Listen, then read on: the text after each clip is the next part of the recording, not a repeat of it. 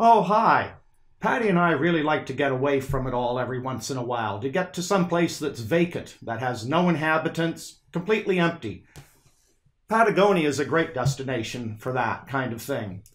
But in our day-to-day work, vacant isn't such a good idea.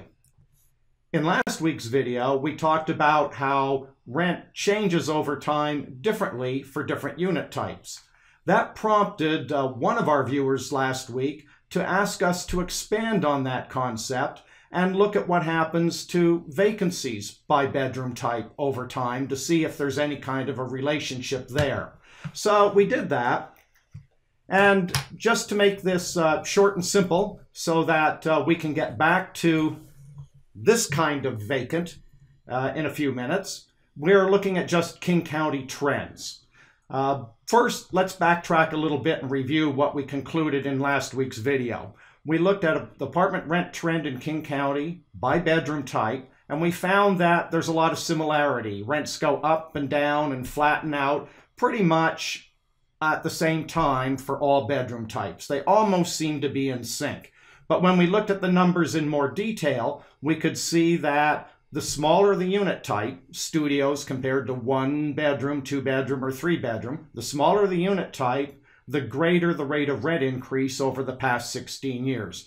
Studio rents increased about 4.3% compounded annually, while 3-bedroom rents increased about 3.3% compounded annually. So the conclusion was that smaller units did better from a rent perspective over time.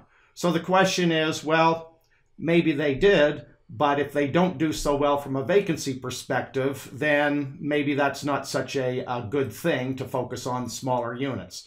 So we took a look at vacancy trends, and we found that over the last 16 years, you can see that vacancy trends by bedroom type sort of behaves the same kind of way as rent trends by bedroom type. All the bedroom types seem to go up and down in vacancy rates pretty much together. They almost seem to be in sync.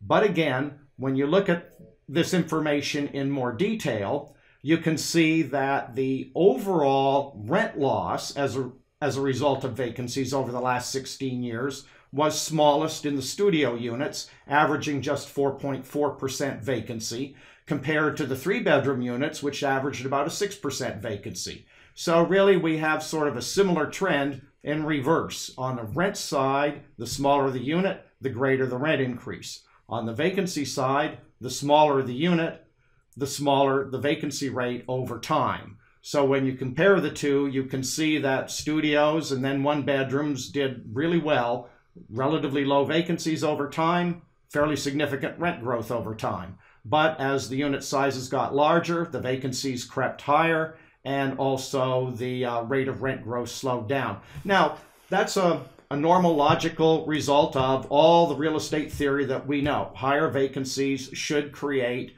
less rent growth. Lower vacancies should create more rent growth. But we're not just trying to prove a theory here, right or wrong. What we're trying to do is say, you know, it makes sense to look at this relationship between bedroom size and both vacancy rates and the rate of rent growth. We're not saying that this trend will hold up in every single neighborhood, but it is worthwhile to take a look at these trends in whatever neighborhood you're analyzing. So these charts are up in the article on our website that we posted today. The article is called Patagonia versus Apartments, and you will also find we've got the charts in a SlideShare slideshow so that you can look at them in more detail. We hope that you enjoyed today's video, and you'll come back again next week for another weekly apartment update. Now I'm going back to the mountains.